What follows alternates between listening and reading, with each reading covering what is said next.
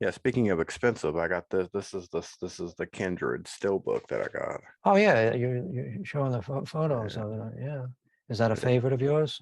Yeah, I'd seen it. I'd seen it when I was a kid. I guess when it came out in whatever year that was, 80. I don't remember what year it was, now 85 or something. And I remember liking it. It was just one of these. Somebody rented it and recorded it on one of our mini VHS tapes. I came across it. And the only thing I could remember about it was a woman in it turns into a fish. She grows gills and all this. It took me years to track it down, and then finally found it on And there is. Synapse Films. Well, Really, I remember that artwork. yeah, That artwork was pretty widely yeah. used when it was originally released. Yeah. But it's pretty nice. It's got a little book that comes with it. Oh It's yeah. got a little information on the inside of it about the movie and all that. Who was the main creative force behind that one? Um, I don't think they've really done much of anything else. So that was their big claim to fame Yeah, and moment of glory. Was the special effects, that monster looks they're like, all practical. Yeah, the special effects are all practical. They're really good. well, that's certainly a plus for 80s Yeah, films. but it's got the Blu-ray, DVD, and the soundtrack. Oh, great. So I Oh, got the original soundtrack over here. how much did that cost you? I know you get to. It was like $50. Oh, well, that's But not I mean, too awful. yeah, it's not too bad for a soundtrack and the movie Yeah, and the nice case, the still book and that's a beautiful case. flip Yeah, cover. Oh yeah. I just sprung recently for those two animated films that was it Paul Thomas Anderson, um, Island of Dogs and The Fantastic Mr. Fox. Oh yeah, yeah. I haven't seen it. I haven't seen those yet. Well, I recommend I haven't watched Island of Dogs yet. I'm saving that for myself. But Fantastic Mr. Fox, and I don't like his movies generally. His live action Do movie, I not. don't like. But I have to admit, I thought that this was vastly superior to And they're both stop motion, right? all Do stop they do motion, stuff? right? Okay. Yes, and it has I much. didn't know if it was real stop motion or if they cheated it It in looks to me like computers. real stop motion, yeah, and it's far more charming than the Pixar stuff, in my Yeah. opinion. So I recommend that one, and I'll let you know about the Island of Okay. Dogs. But it looks interesting. It looks like a well-done film as well. So, Yeah. and I bought the cheapest copy I could There you find, go. Yeah. cheapest used copy, acceptable quality was all I needed. Yeah, I watched Monster House for the first time the other day, and it's a CGI cartoon, Oh, kind of, but it was like you could tell it was older. It's got that dated or weaker, so weaker CGI. yeah. Yeah. All the characters' eyes are dead and the teeth don't look right and Well, it's appropriate for a monster, right? yeah. But it was a decent little movie. Was there anybody famous attached to it as far as the monster? Steve Buscemi Oh, was okay. one of the characters. I can't remember the other people who was in it, but This was it a, was good. it was a, I think it was one of those whenever some of the other ones came Paranorman and Frank and Weenie, when right, those came out, this was one of those. Let's jump on that bandwagon real quick and put something out fast and cheap and easy. And that's why right. it doesn't look as good. Well, I'm surprised by, There's no atmosphere to the picture. It just looks like a cheap 3D 3D right. animation. Well, that's the problem with CGI is that it can look pretty bald and ugly looking if it's not Yeah. something that they spend a lot of money on. I was surprised by the success of those Adam Sandler Dracula things. What's the Oh, the name? Hotel Transylvania. Right. Yeah. Yeah. Really, that took me by complete surprise. I don't know why that turned out to be such a popular thing. I guess they've like done 2 or 3 sequels and I so think so. forth. Yeah. Must be a kid thing, I I guess. guess so, yeah. But you would think that that's the curious thing. Who was it that was talking about? It wasn't Abbott and Costello Meet Frankenstein. It was some other movie that involved Frankenstein monster. Oh, Young Frankenstein. Yeah. It's interesting to me to see how Abbott Costello and Mel Brooks, for a lot of young people and for a lot of people even my age, that's the Frankenstein they remember. Yeah. Some of them may have never even seen any of the Hammer or the Universal Frankenstein movies. They only know Frankenstein as a character in comedies. Right. And I guess this Adam Sandler thing has done the same thing with Dracula, right? if Sesame Street hadn't already done that Yeah. with the Count, and now everybody just thinks of Dracula as being a funny Adam Sandler character. It's depressing, Yeah. but Adam I haven't- Sandler is depressing in general, I guess. Yeah. Well, speaking of Frankenstein, I haven't watched The Munsters yet. I know it's free on Netflix. Right, yeah. I may give it a shot since it's free. I figure if I go into it thinking that it's just a reboot of a campy TV show, then I may not be let down too bad. Probably it's best to have limited Yeah. expectations, yes. But the funny thing is that I mean, they've done reboots of the Munsters quite a few times Oh yeah, before. Monsters Go Home, and there was one where they went to Hawaii, I think. And they had who was the guy, the actor who played, sort of fat-faced actor that played the robot in that series, Holmes and Yo-Yo or something like that. There was a series in the 80s about a cop team where one of them is a robot. Hmm. I forget the guy's name. He popped up in a lot of different situations. Anyway, he played Herman Munster in a reboot that was attempted sometime in the 90s, I guess. Right. And they had another one with the guy that played FDR. Anyway, it's been done so many times. Oh They even yeah. done one fairly recently where it was all done without the makeup. Yeah, there was normal. The third Mockingbird Lane, I think is what they Mockingbird call it. Lane, yeah. Yeah. So the only really the distinction this time is just that it's a Rob Zombie movie. It's a Rob, yeah. And I think maybe everybody was expecting adult. Something They different. thought they were going to be, killing people or whatever in Right. it. But well, Which I I'm give them sure credit. whoever owns that property is not going to let that happen. Well, it's Universal, so I suppose they could, Yeah. it's entirely a Universal concoction. So they could probably, if they decided to, they could let him run amok. But to his credit, he was smart enough to realize that there wouldn't be any point in that, right? Yeah. And the people like the Munsters just because it's the opposite of that, just because it isn't mean-spirited or violent, right? Yeah. Something for children, something for Halloween, right? To have See, fun with. I remember watching it when it would come on after school or whatever. I wasn't like a huge fan of it. Like The only thing original series, right? Yeah, the original series. Like the only thing the only thing that stands out to me are the cars. Oh, they had great when cars. they would do the drag racing and all that. That's the only thing that stands out to me of the show. Yeah, that was Of course, the period. the opening credits, obviously, but Yeah, that's well, always. I liked it because of the Fred Gwynn, Al Lewis partnership. Yeah. They had refined their shtick, and I thought they were really funny guys. You know? That's what I'm saying. Like a lot of the joke, I can't remember any jokes or anything like that from it. It doesn't. The only joke I remember was Paul Lynde. You remember Paul Lynde? Oh yeah. Playing the nearsighted doctor that Herman Munster visits, and he takes Herman's hand to take his pulse or something, and he's feeling the sort of furry hand, and he says, "I see you brought your doggy." Yeah. That's the only joke I remember from the Munsters. So a Paul Lynde line. Yeah. But he was kind of Mr. Halloween for a while there too. Did you ever see the Paul Lynde Halloween The special? Halloween special, yeah. Oh God, what a horror that was. I know he was big on Hollywood Squares, right? He was a big star for a while. He was on. Was he the same? Was he on Bewitched?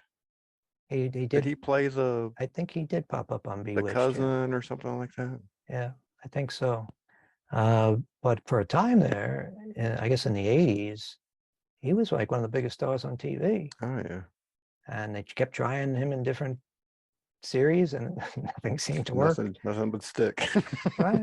It just didn't. The type of stuff that he was doing couldn't be fit into a regular TV series back at that time. Yeah. That's why the Hollywood Squares was probably the best fit for him, because he could do his little campy stuff, making little double entendres. There was a movie Joan Rivers, I think, directed, The Rabbit Experiment, where they were yes, trying right. to Yeah, get it's men Rabbit Test. pregnant. Yeah, the Yes. Rabbit Test, and he was in that. He played that doctor. Dr. Vidal, I'm Carlos Minosa. Won't you have a seat? Oh, shit.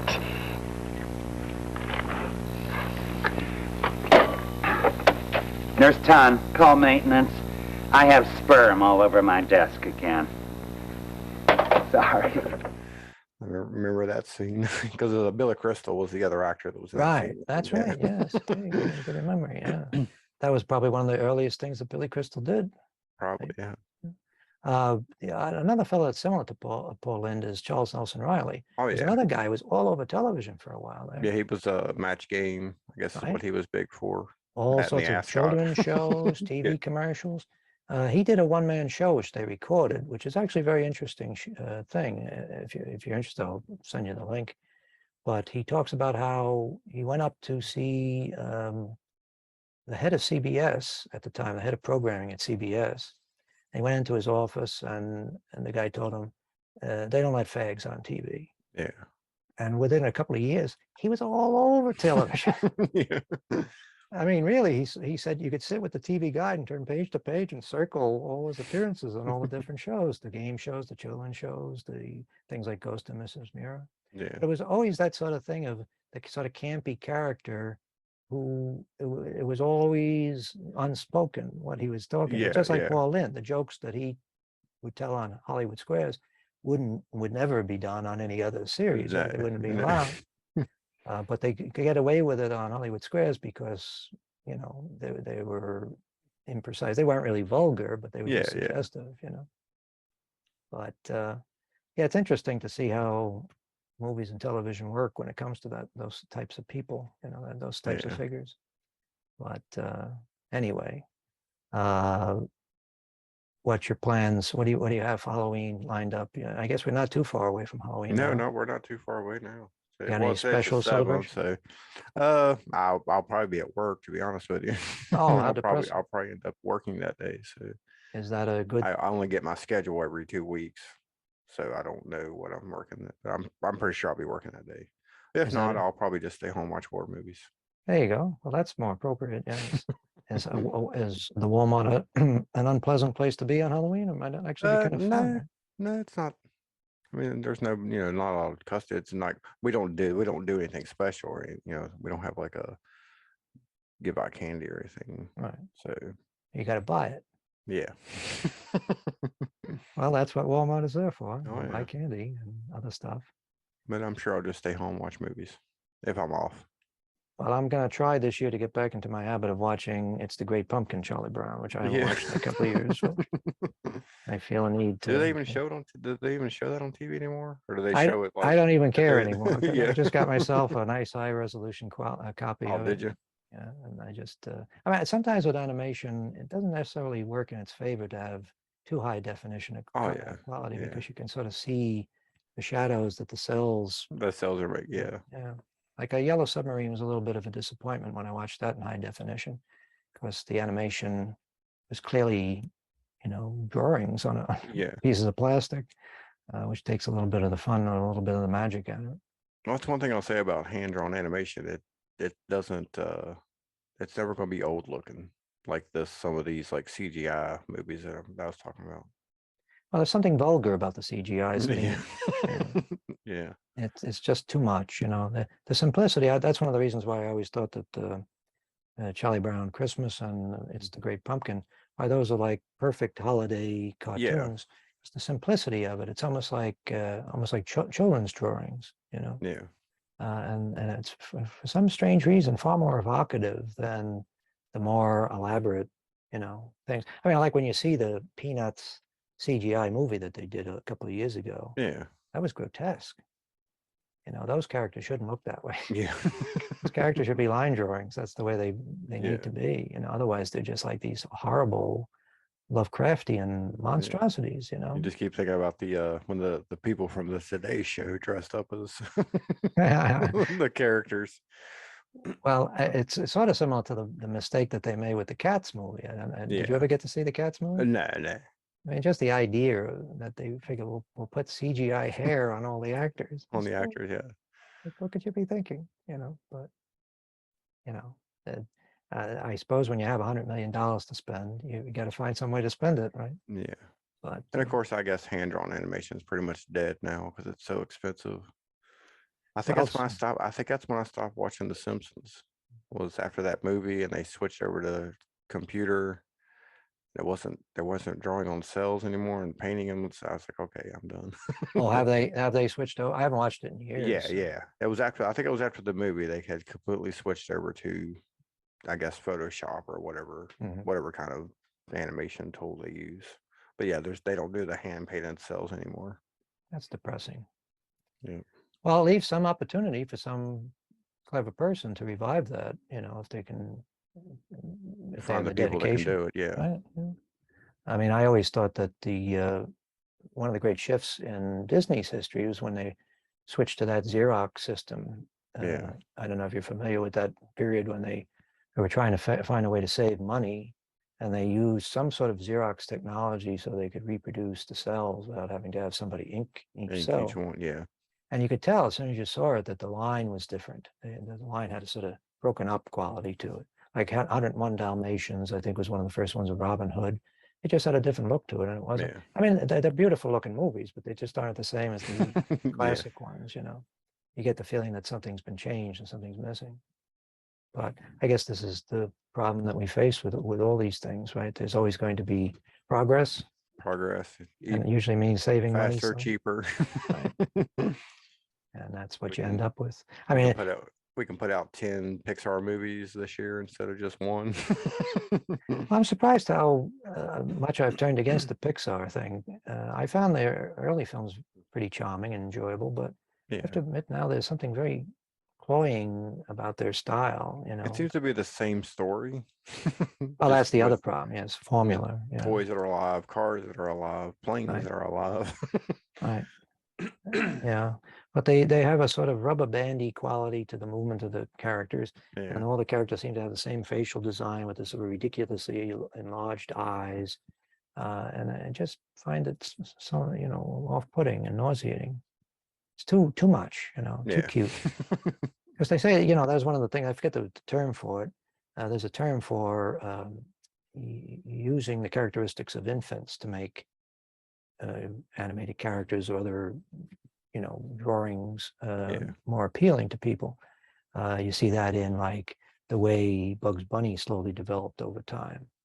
That the features became more rounded and it became more like a baby, Yeah. cute, big eyes, round face, and people definitely respond to that. But to me, after a while, it makes it sickening to watch. Yeah.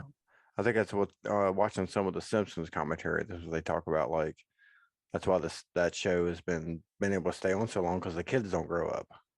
Right. Live action Yes. TV show, the kids get older and they're not cute anymore, and you're like, well, I don't want to watch this now. Right. Right. And that in terms of the design of the characters, they definitely didn't try to make them excessively cute. They're kind of Yeah. grotesque, actually, more than anything Yeah. else. Weird looking. Which is based off of, I guess, Matt Groening's original drawing style that he had for his what was it called, From Hell. Right. Yes. Yeah. And he did, I guess, the first Simpsons cartoons he did were little shorts on the Tracy Ullman Trace Ullman show. Yeah. And there you can see how really primitive the characters yeah. were, But anyway, well, I enjoyed The Simpsons for many years. I haven't I touched did too. base I with love it it. but and I guess it's kind of nice that it's still on, but in a way, I sort of might have been a better thing if they had sort of It would've ended it at a ended it, certain yeah. point and just continued to show the stuff in reruns as Yeah, they because did with them. they got like 25 seasons Right, yeah. to it's rerun the show forever. endless, yeah. I think they're doing 2 Treehouse of Horrors this year. Oh, really? Yeah. What's the Yeah. reasoning behind that? I don't know. I think maybe one of them is probably just going to be I think they're supposed to just spoof it. Oh, okay. So I guess maybe the second episode will be their 3-story act like they always do, I guess. So it gets its own standalone treehouse. From what I understand, yeah. Yeah. Well, Because those like Treehouse of Horrors episodes, the original, like the older ones, those are really good. they really are. Yeah. Very Yeah. entertaining. Yeah. Very smart. A lot of references to stuff that probably go by a lot of people, but Yeah. it's fun to watch and fun to see. Well, if they can only, even if they just continue to exist to turn out new episodes of the Treehouse of Horrors, That'd be fine. Yeah. that's a good thing. They're serving a purpose. But well, that's great. So, well, we got Halloween still to come, and hopefully.